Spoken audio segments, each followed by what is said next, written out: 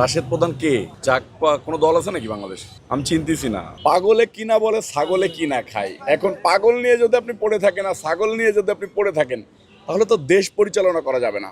11 দলীয় জোটে 2-1টা দল ছাড়া আপনি মনে হয় নিজেও কোন কোন দল আছে আপনি জানেন না। আমরাও অনেকজন জানি না। এদিকে এই যে শত শত লোক আছে, আপনি হাত উঁচু করলে এটা বলতে পারবে না যে 11 দলীয় জোটে কোন কোন দল আছে। এই মনে করেন অন্তর্বর্তীকালীন সরকার তারা তাড়াহুড়ো করে কিছু লোকের নিবন্ধন দিয়েছে। কিছু লোকের নিবন্ধন স্বাধীনতার পরে 3-4 বার বন্ধ হয়ে গেছে, স্বাধীনতার আগেও বন্ধ হয়েছে, কোর্ট থেকে স্টে করে দিয়েছে তাদের নিবন্ধন। তো এই 11 দলীয় জোট আর কি দল বললেন? জাকপা।